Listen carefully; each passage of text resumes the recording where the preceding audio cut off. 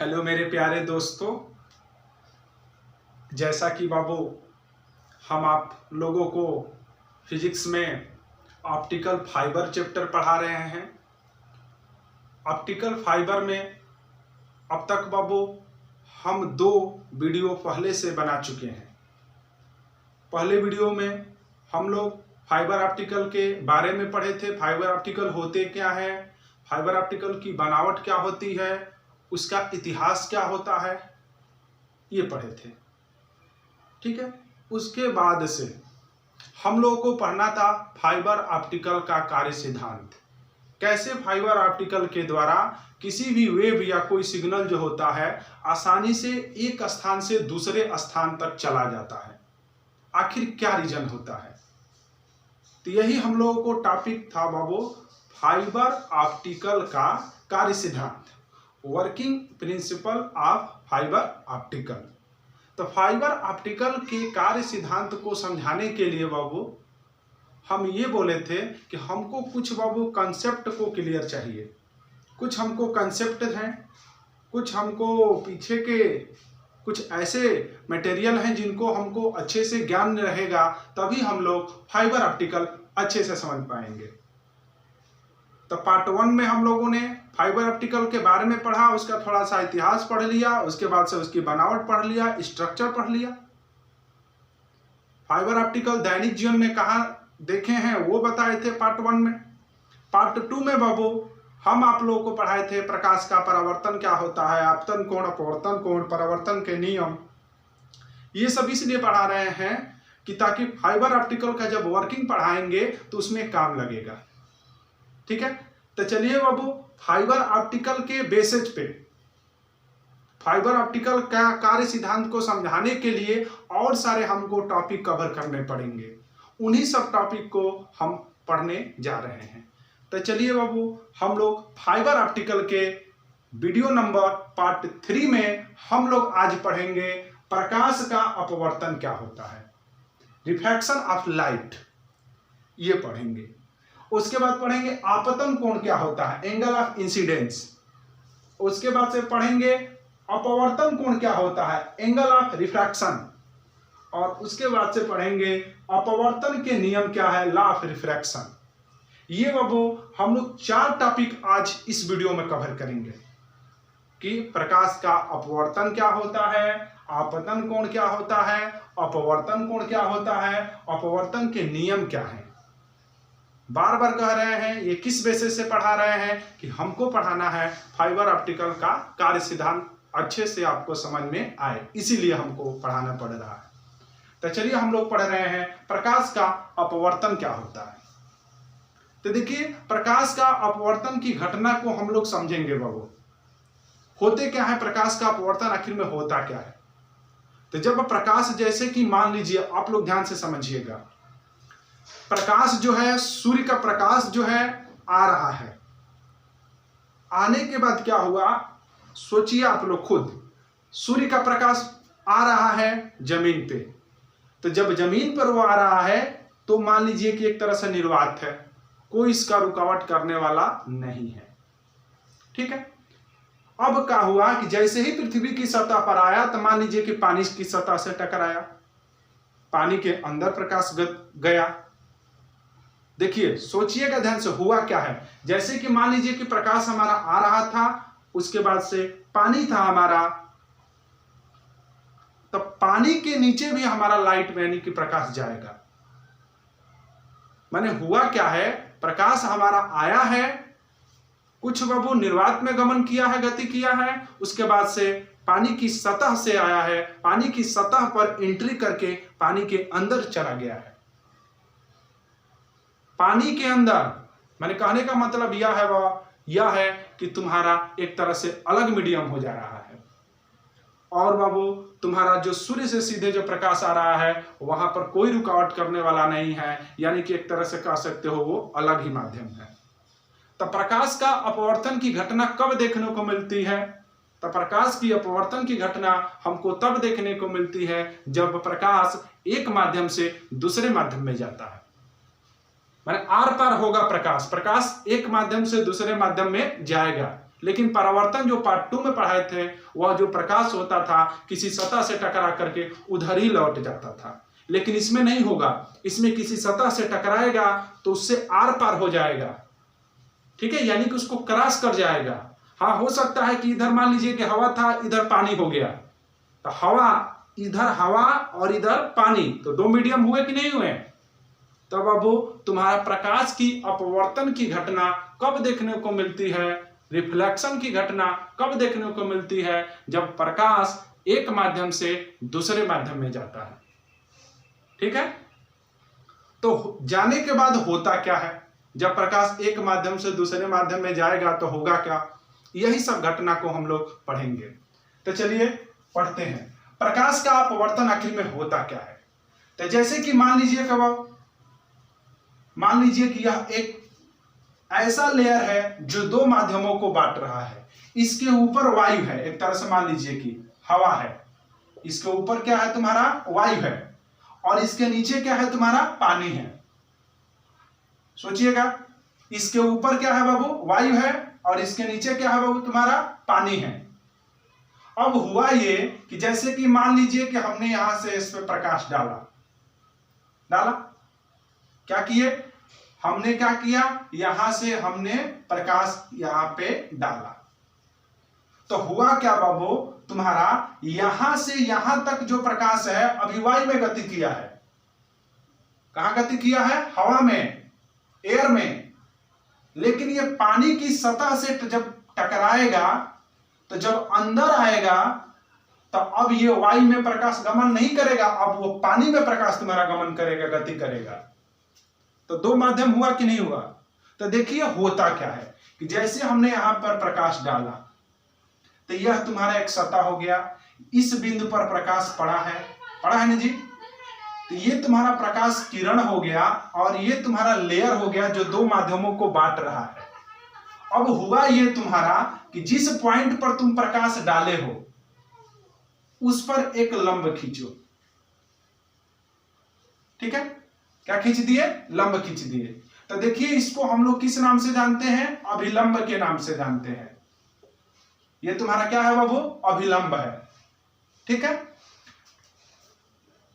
हमेशा याद रखिएगा, जो नॉर्मल जो अभिलंब होता है, जो सतह है तुम्हारा जो दो माध्यमों को बांट रहा है, इसके ऊपर वायु और इसके नीचे पानी, तो दो माध्यमों को जो बांट रहा है बाबू, वहां पर हमने लाइट डाला है, तो उस पॉइंट से बाबू तुम्हारा इस सतह के लंबवत रेखा खींचते हैं, वही तुम्हारा कहा जाता है अभिलंब, ठीक है। देखिए अब हुआ क्या, जैसे इस पर हमने प्रकाश डाला, तो प्रकाश का जाना चाहिए सीधे, ऐसा ही ना इसका मार्ग था, पथ था, जाना चाहिए लाइट को सीधे। लेकिन ये होता नहीं है, ये जो इसका पाथ था, रास्ता था, अपने रास्ते से ये विचलित हो जाता है। क्या हो जाता है? विचलित होने का मतलब कि आप सीधे जा रहे हैं। सोचिएगा ध्यान से, बहुत अच्छा एग्जांपल आए हैं आप लोगों के लिए। आप रास्ते पकड़कर सीधे जा रहे हैं, तब तक अचानक रास्ते में सांप दिखाई दे दिया, तब क्या करते हैं? तुरंत रास्ता चेंज कर लेते हो। मैंने हुआ क्या? आप जा रहे थे ऐसे, तब तक रास्ते में सांप था एकदम बाबू तुम्हारे, तो हुआ क्या? तुमने ऐसे मुड़कर चले गए, अपने मार्ग से, अपने रास्ते से तुम अलग हो गए कि नहीं हो गए? वही तुम्हारा घटना कहलाता है प्रकाश का अपवर्तन। क्या कहलाता है? प्रकाश का अपवर्तन, रिफ्रैक्शन ऑफ लाइट, ठीक है। तो हुआ क्या कि जब लाइट को हमने ऐसे डाला तो इसको जाना चाहिए था सीधे, लेकिन एक्चुअल में देखते क्या है बाबू कि ये जो रास्ता है, इस रास्ते पर ना जाकर के ये तुम्हारा लाइट कुछ यहां से ऐसे निकल जाता है, ठीक है। इसी घटना को कहते हैं प्रकाश का अपवर्तन। अच्छे से अब हम लोग डिफिनीशन पढ़ते हैं, प्रकाश का अपवर्तन का परिभाषा क्या है, डिफिनीशन क्या है। जब प्रकाश किरण एक माध्यम से दूसरे माध्यम में जाती है, गई है, इधर वायु था यहां से यहां तक, उसके बाद से इधर नीचे आने के बाद पानी हो जा रहा है। जब प्रकाश किरण एक माध्यम से दूसरे माध्यम में जाती है, तो लाइट जो होता है, प्रकाश जो होता है, वह अपने मार्ग से विचलित हो जाता है, हट जाता है, इधर उधर हो जाता है। यही घटना प्रकाश का अपवर्तन कहलाता है। याद हो जाएगा, जब प्रकाश किरण एक माध्यम से दूसरे माध्यम में जाता है तो अपने मार्ग से विचलित हो जाता है। जाना चाहिए सीधे, लेकिन क्या हुआ, यहां से ऐसे टर्न हो गया, मुड़ गया, अपने मार्ग से क्या हो गया, विचलित हो गया। यही घटना क्या कहलाता है, प्रकाश का अपवर्तन कहलाता है। बाबू आप लोग कलम कापी लेकर के बैठिए, आप लोग डिफिनीशन को नोट भी करते चलिए अच्छे से, ताकि आपको हमेशा तैयार हो रहे। परिभाषा क्लियर। अब चलते हैं। अब हुआ ये कि ऊपर तुम्हारा वायु था और नीचे तुम्हारा क्या था, जल था। तो देखिए दो माध्यम होता है, एक तुम्हारा होता है विरल माध्यम, रेयर मीडियम बोलते हैं, ठीक है, रेयर मीडियम, विरल माध्यम। दूसरा होता है तुम्हारा सघन माध्यम, इसको कहते हैं बाबू डेनिसिव मीडियम। दो माध्यम होते हैं, विरल माध्यम, सघन माध्यम। अब आप कैसे पहचानेंगे कि कौन सा विरल माध्यम होगा और कौन सा सघन माध्यम होगा। देखिए वो विरल का मतलब कि वहां पे कोई विशेष रूप से प्रकाश का रुकावट करने वाला कोई पदार्थ न हो, यही इसका सबसे महत्वपूर्ण ट्रिक है। माने लाइट अगर चल रही है तो उसका रुकावट करने वाला कोई न हो। आप जैसे कि एक एग्जांपल देख लीजिए, आप भाग रहे हैं कहीं, तरह आप कहीं गाड़ी चला रहे हैं, सोचिए आप रास्ते पर गाड़ी चला रहे हैं तो रास्ता एकदम खाली होगा तो एकदम तेज निकलेंगे। तो यानी कि जब रास्ता खाली है, आप एकदम पिकअप से जा रहे हैं, एकदम पिकअप बना करके तेजी से वो, तो वो तुम्हारा हो गया एक तरह से विरल माध्यम। तब तक आगे जाने के बाद मार्केट मिल जा रहा है, तो मार्केट में भीड़ बढ़ा होगा, तो भीड़ बढ़ा होगा तो वहां पर तुम्हारा गति जो वेग है वो प्रभावित होगी।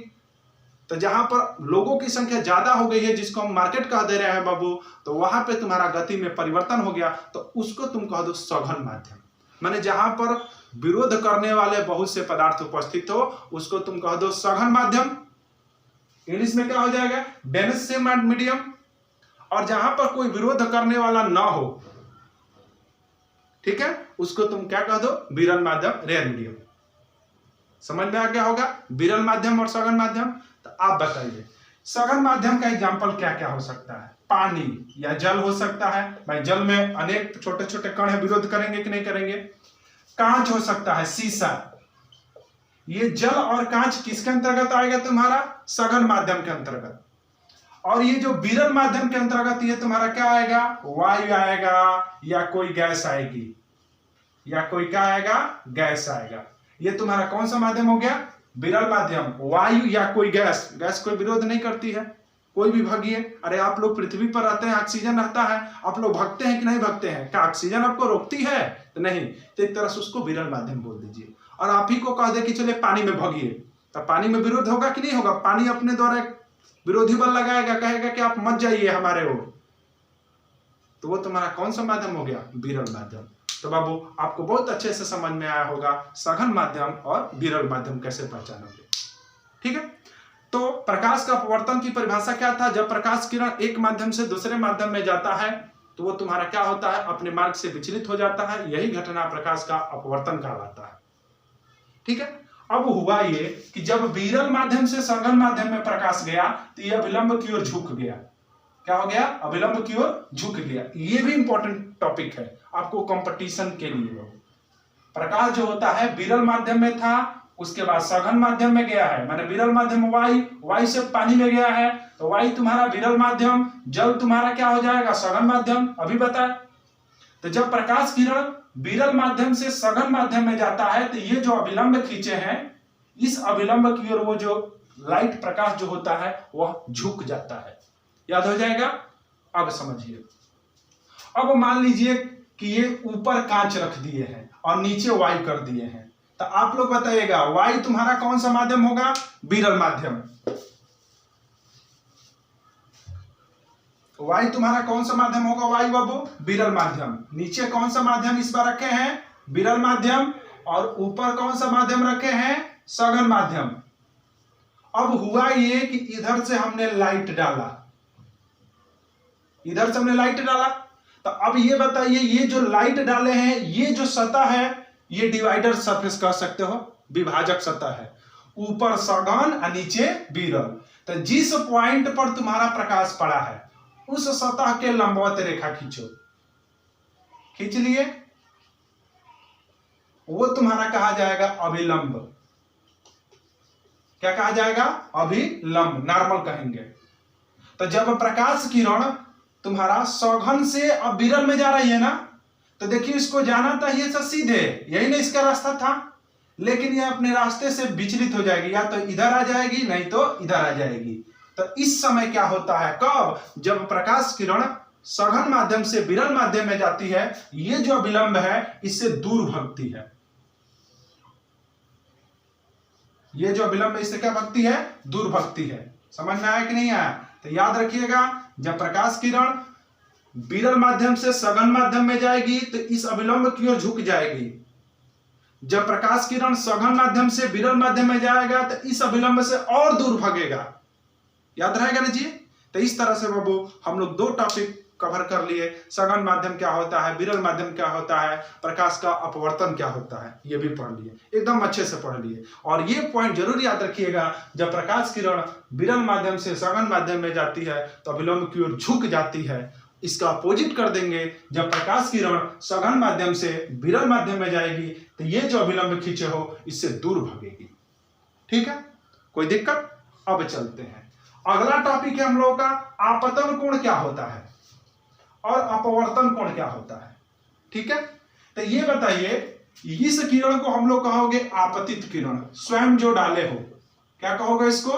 आपतित किरण कहोगे। ठीक है, और इस किरण को, ये जो ऐसे टर्न हुई है ना जी, इस किरण को कहोगे अपवर्तित किरण। याद रखिएगा, वो परावर्तित किरण हो जाता था कब? जब प्रकाश का परावर्तन होता था, लेकिन इसमें प्रकाश का अपवर्तन हो रहा है, तो इस किरण को तुम लोग कह दोगे अपवर्तित किरण और इस किरण को कह दोगे आपतित किरण। याद हो जाएगा? इसी तरह से ये तुम्हारा क्या हो जाएगा? आपतित किरण, और ये तुम्हारा क्या हो जाएगा? अपवर्तित किरण। याद हो जाएगा ना जी? अपवर्तित किरण तुम्हारा हो जाएगा। कोई दिक्कत? समझ में आया कि नहीं आया? हमारा टॉपिक क्या था? आपतन कोण और अपवर्तन कोण। आपतन कोण को I से प्रदर्शित करते हैं और अपवर्तन कोण को R से प्रदर्शित करते हैं। ठीक है, अब समझिए आपतन कोण किसे कहते हैं? आपतित किरण ये है और अभिलंब ये है, आपतित किरण ये है और अभिलंब ये है, इसके मध्य बने कोण को कहते हैं आपतन कोण। I से प्रदर्शित करते हैं, लिखते भी चलिएगा। अब देखिए, अपवर्तित किरण और अभिलंब ये है ना जी, इसके मध्य बने कोण को कहते हैं अपवर्तन कोण R। याद हो जाएगा जी? क्या हुआ? आपतित किरण और अभिलंब के मध्य बने कोण को आपतन कोण, एंगल ऑफ इंसिडेंस कहोगे। अपवर्तित किरण और अभिलंब ये है ना, इसके मध्य बने कोण को क्या कहोगे? अपवर्तन कोण कहोगे। कोई दिक्कत? अच्छे से समझ में आ रहा है ना? इसी तरह से बाबू ये आपतित किरण और ये अभिलंब, इसके मध्य बने कोण को क्या कहोगे? आपतन कोण। ये अपवर्तित किरण और ये अभिलंब, इसके मध्य बने कोण को क्या कहोगे? अपवर्तन कोण R। ठीक है, एक और इंपॉर्टेंट टॉपिक इसमें ये बताइए, जब प्रकाश किरण आपका विरल माध्यम से सघन माध्यम में गई है तो अभिलंब की ओर झुक गई है। सोचिए ध्यान से, माने हुआ क्या? इस कंडीशन में ये वाला कोण ज्यादा और ये वाला कोण कम, माने कि कोण I इज ग्रेटर देन कोण R। बहुत इंपॉर्टेंट टॉपिक। क्या टॉपिक बाबू?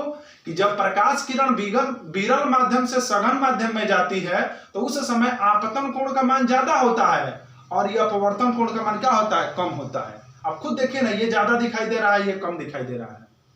इसका उल्टा, जब प्रकाश किरण सघन माध्यम से विरल माध्यम में जाती है तो उस समय कोण I तुम्हारा छोटा हो जाएगा और कोण R तुम्हारा क्या हो जाएगा? बड़ा हो जाएगा। याद रहेगा ना जी? पर इस कंडीशन में क्या होगा? आपतन कोण कम और अपवर्तन कोण अधिक होता है। याद हो जाएगा? तो इस तरह से बाबू हम लोगों ने क्या क्या पढ़ लिया? आपतन कोण, अपवर्तन कोण। प्रकाश का अपवर्तन क्या होता है? आपतन कोण पढ़ लिए, अपवर्तन कोण पढ़ लिए। ठीक है, आपतन कोण, अपवर्तन कोण एक बार और सुन लीजिए। आपतित किरण और अभिलंब के मध्य बने कोण को आपतन कोण, अपवर्तित किरण और अभिलंब के मध्य बने कोण को अपवर्तन कोण। जब प्रकाश किरण विरल माध्यम से सघन माध्यम में जाती है तो अभिलंब की ओर झुक जाती है। इस कंडीशन में ये वाला कोण ज्यादा होगा और ये वाला कोण क्या होगा? कम। जब प्रकाश किरण सघन माध्यम से विरल माध्यम में जाती है तो इस अभिलंब से और रेखाएं दूर भगती है। इस कंडीशन में यह वाला कोण कम होगा, यह वाला कोण क्या होगा, अधिक होगा। ठीक है, ये तुम्हारा टॉपिक हो गया बाबू, यहां तक पढ़ लिए। अब इसमें बाबू तुम्हारा एक और लास्ट टॉपिक बचा हुआ है, अपवर्तन के नियम। किसके नियम? अपवर्तन के नियम। तो चलिए हम लोग अपवर्तन के नियम को पढ़ते हैं।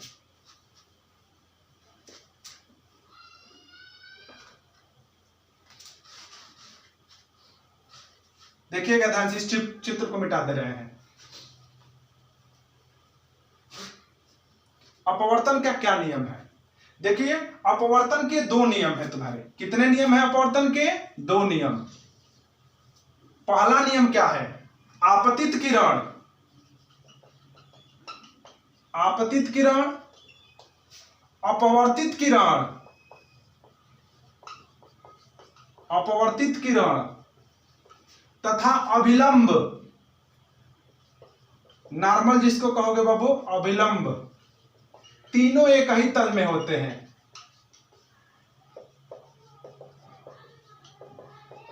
ठीक है, आपतित किरण, अपवर्तित किरण तथा अभिलंब तीनों एक ही तल में होते हैं।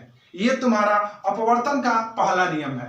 अपवर्तन के, प्रकाश के अपवर्तन के कितने नियम हैं? दो। पहला, आपतित किरण, अपवर्तित किरण तथा अभिलंब तीनों एक ही तल में होते हैं। दूसरा टॉपिक, बहुत इंपॉर्टेंट टॉपिक बाबू, दूसरा टॉपिक यह है आपतन कोण की ज्या। ज्या को साइन कहते हैं। आपतन कोण की ज्या कोडिंग में क्या लिखेंगे? साइन आई। साइन आई को हम लोग हिंदी में क्या पढ़ेंगे? आपतन कोण को आई कहते हैं और उसका साइन लगा है, साइन का हिंदी ज्या होता है। तो आपतन कोण की ज्या साइन आई तथा अपवर्तन कोण की ज्या साइन आर। अपवर्तन कोण है ना जी, आपतन कोण की ज्या क्या कोडिंग में लिखेंगे? साइन आई जिसको कहते हो, और अपवर्तन कोण की ज्या साइन आर। दोनों का जो रेशियो होता है, अनुपात होता है, सदैव एक नियतांक होता है। सदैव क्या होता है? एक कांस्टेंट अंक ही आएगा। यानी कहने का मतलब क्या है कि अगर ये बढ़ रहा है तो ये घटेगा, तभी ना एक नियतांक, एक बाबू एक करेक्ट वैल्यू आएगी। अगर ये घट रहा है तो ये बढ़ेगा। ठीक है, मैंने कहने का मतलब यह है कि तुम्हारे अपवर्तन के दो नियम हैं, आपतित किरण, अपवर्तित किरण तथा अभिलंब तीनों एक ही तल में होते हैं। दूसरा नियम, आपतन कोण की ज्या साइन आई और अपवर्तन कोण की ज्या साइन आर, दोनों का जो अनुपात होता है सदैव एक नियतांक ही होता है। ठीक है, सदैव क्या होता है? नियतांक होता है, और इसी को कहते हो अपवर्तनांक। क्या कहते हो? अपवर्तनांक। अपवर्तनांक बराबर साइन आई बटा में साइन आर। भूलिएगा मत, क्या होता है? अपवर्तनांक बराबर क्या होता है? साइन आई बटा में साइन आर। इसी को हम लोग कहते हैं स्नेल का नियम भी। किसका नियम? स्नेल का नियम कहते हैं।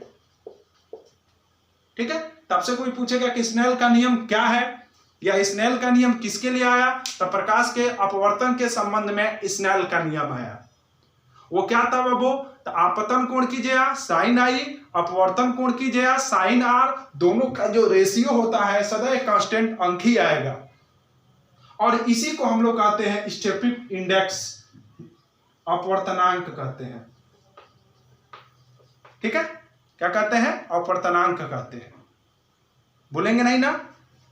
आपतन कोण की ज्या और अपवर्तन कोण की ज्या, दोनों के अनुपात को हम लोग क्या कहते हैं बाबू? तुम्हारा अपवर्तनांक कहते हैं, और यही नियम तुम्हारा कहा जाता है स्नेल का नियम। क्या कहलाता है? स्नेल का नियम। ठीक है, अब एक और इसमें टॉपिक बचा हुआ है, उसको भी कवर कर लेते हैं। देखिए, एक और होता है तुम्हारा अपवर्तनांक बराबर होता है, एक सूत्र होता है, अपवर्तनांक बराबर क्या हो जाएगा? साइन आई बटा में साइन आर। अभी बताए नहीं जी पीछे, अपवर्तनांक बराबर क्या होगा? साइन आई बटा में साइन आर। बराबर होता है, ये माध्यम फर्स्ट मान लो और ये माध्यम सेकेंड मान लो। तो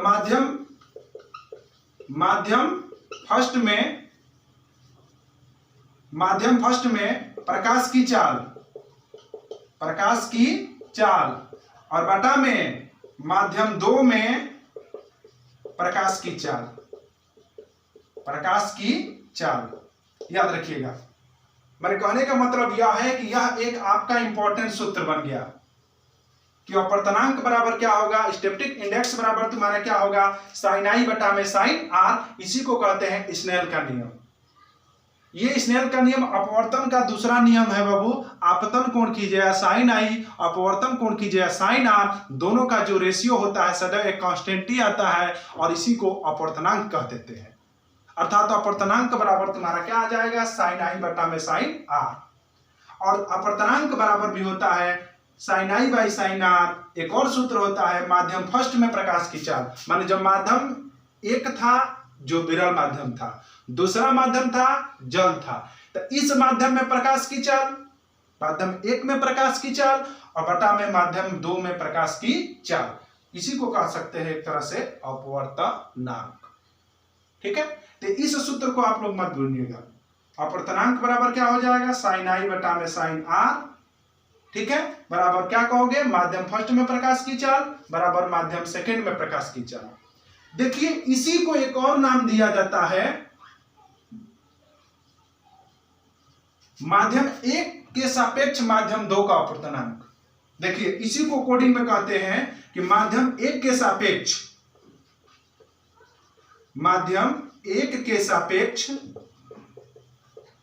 सापेक्ष माध्यम 2 का अपवर्तनांक, माध्यम 2 का अपवर्तनांक। इसको कोडिंग में कहते हैं 1 and 2। 1 and 2 का मतलब क्या हुआ, माध्यम 1 के सापेक्ष माध्यम 2 का अपवर्तनांक बराबर तुम्हारा क्या हो जाएगा, साइन आई बटा में साइन आर। इसी को कहते हो अपवर्तनांक को क्या कह सकते हो, माध्यम 1 के सापेक्ष माध्यम 2 का अपवर्तनांक। और इसी को कोडिंग में क्या लिखोगे, जो इतना हिंदी लिखे हैं माध्यम 1 के सापेक्ष माध्यम 2 का अपवर्तनांक, इसको कोडिंग में 1 and 2 लिखोगे। 1 and 2 का मतलब क्या हुआ, माध्यम 1 के सापेक्ष माध्यम 2 का अपवर्तनांक बराबर साइन आई बटा में साइन आर और बराबर क्या होगा, माध्यम फर्स्ट में प्रकाश की चाल, माध्यम फर्स्ट में प्रकाश की चाल बटा में माध्यम 2 में प्रकाश की चाल। भूलिएगा मत आपको सूत्र बाबू। अपवर्तनांक बराबर साइन आई बटा में साइन आर। इसको कह सकते हो माध्यम 1 में प्रकाश की चाल कितना मीटर प्रति सेकंड था, माध्यम 2 में कितना था, दोनों का रेशियो को अपवर्तनांक कह सकते हो, या किसके बराबर होता है, sine I by sine R के बराबर होता है। इसी को अपवर्तनांक को भी हम लोग एक और दूसरे शब्दों में क्या नाम देते हैं, माध्यम 1 के सापेक्ष माध्यम 2 का अपवर्तनांक, जिसको कोडिंग में क्या लिखते हो, 1 and 2। ठीक है, जो पहले होगा उसके सापेक्ष दूसरे का अपवर्तनांक। तो पहले 1 है माने माध्यम 1 के सापेक्ष माध्यम 2 का अपवर्तनांक बराबर साइन आई बटा में साइन आर। वही बात हुआ, बराबर क्या हो सकता है, माध्यम फर्स्ट में प्रकाश की चाल बटा में माध्यम सेकंड में प्रकाश की चाल। ये बाबू आप लोगों को दैनिक जीवन में कंपटीशन की दृष्टि से बहुत इंपॉर्टेंट ये सभी सूत्र है। इस पर आपके न्यूमेरिकल भी कंपटीशन के एग्जाम में आपको दे सकते हैं। तो कृपया करके बाबू जरूर से जरूर इस सूत्र को अच्छे से समझिएगा और रिवाइज करिएगा। और जस्ट बाबू आगे आने वाले जो वीडियो फाइबर ऑप्टिकल में पार्ट 4 आपको पढ़ाएंगे वो स्पेशल रहेगा बाबू, अपवर्तनांक क्या होते हैं। ठीक है, वो वीडियो आप लोग जरूर देखिएगा ताकि हर बच्चों को कंफ्यूजन होता है कि अपवर्तनांक ये होता क्या है। इसमें अच्छे से नहीं पढ़ाया है, लेकिन जब उसमें सिर्फ अपवर्तनांक का जब हम पढ़ाएंगे तब देखिएगा उसमें और कितना मजा आएगा। तो कृपया करके अगर अभी तक ने इसको रट्टा मारिए, अच्छे से समझ में आया हो और बढ़िया, ताकि आगे आने वाला वीडियो जब हम आप लोगों को अपवर्तनांक ही सिर्फ पढ़ाएंगे उसमें और अच्छे से पढ़ लेंगे। ठीक है, तब तक के लिए बाबू बहुत बहुत आप लोगों को हार्दिक शुभकामनाएं। आप लोग खूब मन लगाकर पढ़ाई करिए और जीवन में हर उपलब्धियां हासिल करिए। हमको इजाजत दीजिए, धन्यवाद।